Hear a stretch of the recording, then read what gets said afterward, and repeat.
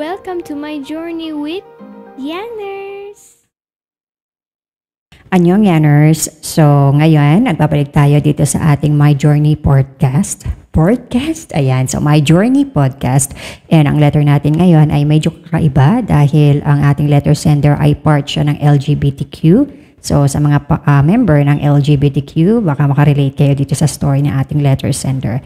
And if you want to share your stories with us, andito po yung aming email. Pwede po kayong mag-share ng inyong story. Kahit anong story, yan, nakakatuwa, nakakatakot, life story, love story, family, or kahit na ano, basta totoong nangyari sa inyong buhay, pwede nyo pong i-share sa amin. So, umpisa na natin basahin ang story ni ating letter sender. Hi, Yanners! Sumulat ako para i-share ang isang parte ng aking buhay. Ito ay aking buhay pag-ibig. Sumulat ako hindi para siraan ng partner ko, pagkos para ma-share sa iba na baka may dumaranas din or nakaranas din ng ganitong kwento tulad ng sa akin o sa amin. By the way po pala, para sa kaalaman ninyo, ako po ay member ng LGBTQ at kasalukuyang naninirahan sa ibang bansa. Itago niyo na lamang ako sa pangalang unknown. It's been a long time na pinoprotektahan ko naman ang name ng aking partner. May asawa siya sa Pinas. In short, naging isa akong kabit. Halos walang taon na rin kaming nagsasama bilang mag-asawa. Magkasama rin po kami dito sa bansa kung nasaan kami. Almost 8 years na, pero hindi pa rin niya magawang hiwalayan ang asawa niya. Hiwalay naman na daw sila, kaya naghihintay ako. Mahal ko eh. Kaya I told her maghihintay ako sa annulment para maging maayos lahat at tuluyan na kaming makapagpakasal dito. Open and allowed naman ang kasal dito kung nasaan kaming dalawa. Ayun na nga, Yanners. Ilang taon na, walay pa rin. Ilang taon na rin akong naghihintay. Pero ayos lang naman sa akin. Ilang beses na din akong pinahiya dito sa bansa kung nasaan kaming dalawa. Nasa Pilipinas ang asawa niya. Kinontak ng asawa niya ang aking mga kaibigan dito. Andyan yung pinahiya ako sa Facebook, yinorakan pagkatao ko as an LGBTQ member, but still pinaglaban ko siya at nilinis ang pangalan niya. Ang dami kong kaibigan na tinalikuran dahil ayaw nila ang partner ko for me. Pero pinaglaban ko siya. Nasanay si partner na umiikot ang mundo ko sa kanya. Mahal na mahal ko siya. Lahat ginawa ko at kaya kong gawin para sa partner ko. Despite ng mga bagay-bagay na hindi okay or maayos within our relationship. Kaya kong magtiis at lumaban para sa kanya. Ang akala nga ng lahat, spoiled ako. But ang totoo, spoiled si partner sa akin. Pero tulad ng ibang relasyon, may times na hindi okay. Wala naman yatang perfect sa relationship. Kapag may mga reklamo ako or mga bagay, na tingin ko dapat aware siya. Lalo na sa relasyon namin, super open ako sa kanya, Yanners. Sinasabi ko na hindi porket matagal na tayo, pababayaan na lang natin ang relasyon natin ng ganito. Sweet talaga kasi ako. Gusto ko kasi i-maintain ang fire sa relationship. Kaya mahalaga sa akin ang open communication. Mas gusto ko na aware siya at napag-uusapan namin ang lahat para hindi na lumaki kahit ang mga pinakamaliit or mga simple issues. Pero ganun siguro talaga. Pwedeng dumating ang oras na kahit anong gusto nating ayusin ay may mga magbabago at may mag-iiba. Lalo kung isa na lang ang nag-e-effort para sa relasyon. Gusto ko kasi maintain kung ano kami. Kasi for me, sa mundong walang certain, dapat talaga i-work out ang relationship. Pero naging kampante masyado ang partner ko.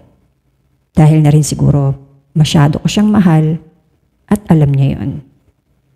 I always do things to surprise her and to make her excited, special and happy. Ganon kasi ako. Never naman ako nagbago. Alam niya sa sarili niya kung sino ang nagbago at may pagkukulang sa amin. Every 14th of the month, walang absent yung flowers, chocolates and gifts. Ganon ako, and I always treat her special.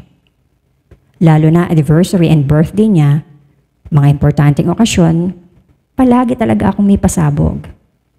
Kahit pa I always felt number 2. Pero never ko sinumbat yun sa kanya. But I always ask her na sana number 1 na ako. Nag-propose pa nga ako sa kanya at tinanggap naman niya yun. Ang akala ko, gagawa na siya ng move. Pero till now, wala pa rin. Masakit man, pero hindi talaga ako ang priority niya. Yung tipong hiwalay sila, pero hindi niya kayang tuluyang iwan ang nakaraan. Kapag may problema kami, hindi ako mahilig mag-post sa Facebook or kahit saan at never ako nag-open sa mga kaibigan namin katulad ng ganito kasi ayaw ko siya masira. I used to heal myself alone. Worst part siguro for me was during the night. Hindi ako pwedeng dumikit sa kanya or yakapin man lang siya. May horrible past pa naman ako, Yanners, na kapag inaatake ako, I need someone na kahit yakap or ma-feel ko na may katabi ako para kumalma ako. Very open ako sa kanya all the time. Lagi kong sinasabi sa kanya na I feel so alone, especially during the night. Madalas nakakatulog ako na umiiyak kasi ang sakit sa feeling na may katabi ako pero kahit dikit sa katawan niya, ayaw niya. Rason niya, menopausal stage. Mas matanda rin kasi siya sa akin. Sige, inintindi ko. Ako, palagi mag-a-adjust. Pero pag siyang may gusto ng sexy time, kahit 3 a.m., 1 a.m., 2 a.m., kahit anong oras pa yan, hindi ako pwedeng tumanggi. Kapag gusto niyang yakapin siya, hindi pwedeng hindi ko gagawin. Nag-try ako gumawa ng mundo ko. Yung ma-express ko sarili ko kahit sa jokes. Nag-create ako ng YouTube channel. Never niya akong sinuportahan dyan kasi ayaw niyang magkaroon ako ng ibang mundo. Pero wala na kasi siyang attention sa akin. Nakita niya na nag-e-enjoy ako sa YouTube. Parang naging okay na din sa akin kahit walang attention niya. Doon na siya na-bothered. Pero kapag nakikita niyang nagiging happy ako at lumalayo ang loob ko sa kanya, every night yan, mag-i-initiate ng sexy time. Kapag siya may gusto, walang menopause. I'm just like a robot, lalo na sa sexy time. Kilala ko sarili ko. I did everything for her. Kahit sa visa namin dito, dependent ko siya. Kung talagang gago lang ako at babaero, ang daming babae dito sa amin at alam niya mismo na maraming may gusto sa akin sa community namin. Noon pa ilang beses na kami muntik maghiwalay, pero sa tuwing gi-give up na ako, gumagawa siya ng mga eksena. Everyday niya tatawagan ng mama at pamilya ko sa Pinas. Mag-open siya sa mga kaibigan namin dito. Siya ang biktima. Ako, palagi ang masama. Kahit ngayon, kung aalis ako dito sa bahay, pwede kung tutuusin. Kasi may babaeng matagal na naghihintay sa akin at single pa rin hanggang ngayon. At handa akong pakasalan. Wala talaga akong nagustuhan dito dahil pinanindigan ko siya at para sa akin, pangit tignan na maghiwalay kami. Tapos magkakaroon ako ng iba. At isa pa, magkikita-kita pa rin kasi kami sa mga other gatherings like party every weekend sa mga Pinoy community. Malakas lang talaga loob ng partner ko kasi nag-i-stay ako. Kapag umiiyak siya, naaawa na akong iwanan siya. Alam ng partner ko yan, pero hindi pwedeng turuan ng puso. Kahit naman husgahan man ako ng lahat ng tao sa mundo, mahalaga lang naman ay merong iisang nakaalam ng side ko. Okay na ako dun. Wala akong maiyakan noon. Wala din akong mapagsabihan. Sanay lahat na ako ay nagbibigay ng saya. Kahit ako ang pinakabunso, sa akin sila kumukuha ng advice. Kaya pagdating sa sarili ko, exhausted na ako. Nahihirapan ako umiyak. Akala ng lahat I am the strongest person on earth. Pero tao lang din naman napapagod. Lalo kung hindi nabibigyan ng halaga at pansin. Yung parang minsan, pakiramdam ko, ginagamit na lang din ako. Dahil sa lahat ng nangyari, Yanners, I stood up for myself. We ended up our relationship. Siguro enough na ang 8 taon na siya ang inuuna ko. Paulit-ulit na lang kasi na ganun. Nakakapagod rin pala pag hindi ka pinahahalagaan ng taong mahal mo.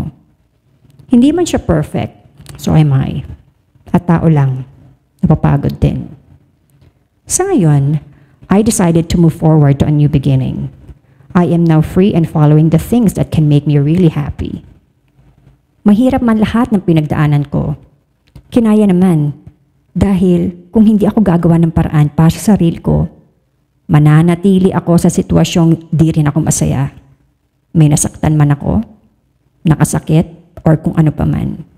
Sa tingin ko, sa ngayon, ito ang pinakamaayos at tama kong ginawa. Para sa lahat ng involved sa buhay pag-ibig ko, sana lahat kami ay mag-heal at maging masaya na. Yun lang, Yanners. Sana may mali man or tama, ay may lesson pa rin akong na-share sa inyong manonood. Hanggang sa muli, Unknown. Ayan, salamat Unknown sa pag-share ng iyong love story or life story sa amin. And nakakalungkot isipin na nag-end yung inyong 8 years na relationship. Hindi ba daling tapusin yung isang relasyon lalo na tumagal ng ganun kahaba? Kasi napakadaming memories na na-create nyo ng dalawa. Happy and sad. Siguro ang pinakamasakit talaga sa isang relationship yung maghintay ka kahit alam mong wala ka naman nang hihintayin. And umasa kahit na alam mong wala ka na talagang aasahan. Minsan tumatagal ang relasyon dahil umaasa tayo na baka may mabago pa. Baka pwede pang ayusin. Kasi yun naman talaga ang gusto natin mangyari sa isang relationship, no? Kung may aayusin tayo or kung kaya nating ayusin, ayusin natin yan. Pero doon sa sinasabi ni Unknown na parang siya na lang yung nag-e-effort and yung kanyang partner hindi na. Yun ang mahirap. Kapag ikaw na lang yung gumagalaw or umaayos ng inyong relasyon. Pero, hindi naman natin kasi alam kung ano ba talaga ang nangyari or kung ano ba talaga yung side ni girlfriend. No? Unless nakausap mo siya or unless talaga nag-uusap kayo ng one-on-one na talagang naging open kayo sa isa't isa. No? Hanggang kailan ba dapat ipaglaban ang isang relasyon? Siguro, for me, kaya pang ipanglaban ng relasyon kapag alam mong buo ka pa. Pero kapag alam mong sa sarili mo na nasisira ka na, hindi ka na nag-grow, hindi ka na masaya, na parang everyday kapag gumigising ka, napaka-miserable ng buhay mo, na parang ayaw mo na siyang makita, yun. I think that's a time to end the relationship na. No, kasi pareho na kayo magsasuffer niyan. Sa isang banda, medyo nagigets ko naman si girlfriend kasi pareho naman kayong girlfriend, ano? Kasi pareho kayong babae. I mean, si girlfriend, yung talagang babaeng babae, ano? Medyo naintindihan ko si girlfriend dun sa part na menopausal stage. Kasi kapag babae talaga, no? Habang tumatanda, medyo nawawalan na ng gana. Moody. Yun, moody na kasi sila eh. Parang hindi na natin control. Ako bilang babae, no? Parang minsan hindi ko na control yung mood ko na minsan okay ako, minsan ganado, minsan hindi. Doon sa pagdating sa sexy time, yan, sa inyo ng dalawa yan. Kayo lang talagang nakakaalam niyan kung ano ba talagang nangyayari. Bakit pag siya lang, gusto siya lang. Pag ikaw, hindi kanya binibigyan ng attention or bawal kang tumikit sa kanya, no? Kasi alam mo, ganito yan eh. Ay, okay. Ganito yan, ano? Ang mga babae kasi, like me, ano, nakaka-relate ako kasi babae ako. Yes, I'm babae. Moody kasi ang mga babae. No, kailangan, lagi silang tinatanong kung ano ba talaga ang problema. Yes, nakakasawa. Yes, nakakapagod. Pero, yan, ganyan ang babae. Gusto nila lagi silang tinatanong na ano bang problema? Bakit ganyan ka? Ano? Bakit? Nakakainis. Pero, ganun talaga. Trabaho ng mga lalaki yan or like you, na part ka ng LGBT dahil ikaw yung mas, you know, hindi ka girly, no? So, mas gets mo. Mas may intindihan mo yan. And, wala eh. Talagang moody ang mga babae. No? Hindi naman lahat. Pero, yung mga kakilala ko, ganyan din. Ang mga babae kasi gusto nila na may assurance na lagi silang ina-update. Kahit sa mga maliliit na bagay, gusto ina-update sila. And, doon sa sinasabi mo na parang hindi siya masaya or hindi kanya sinuportahan nung nagkaroon ka ng YouTube channel, na naiinis siya na kapag nag-enjoy ka and parang gumagawa siya ng eksena or napapapansin siya sa'yo dahil alam niya na okay ka na nag-enjoy ka na. For me, I think ibig sabihin nun na nagsiselos siya. Definitely, 100% nagsiselos talaga siya. Kasi mga babae, talagang selosa talaga yan. Ay, hindi lahat, pero I think 98% mga selosa talaga ang mga babae, no? And kasi ganito yun eh. Sabi mo, ginawa mo siyang mundo. And yung iniisip ni girl, yes, siya yung naging mundo mo. And then, nung gumawa ka, nag-create ka ng sarili mong mundo, which is yung YouTube channel, nakikita ka niya na masaya ka. Siguro hindi naman sa ayaw niya. Baka, yun, nagselos lang talaga siya. Siguro dapat in-involve mo siya. Na talagang hindi lang in-involve, yung talagang sinama mo talaga siya and ina-update mo talaga siya sa mga nangyayari na, mahal, ito yung mga nakalala ko sa YouTube, ito yung mga friends ko na tara, join me, ganyan. And sa umpisa, hindi talaga papayag yan. Hindi ka talaga susuportahan yan sa umpisa, pero yung konting, pagsuyo ba?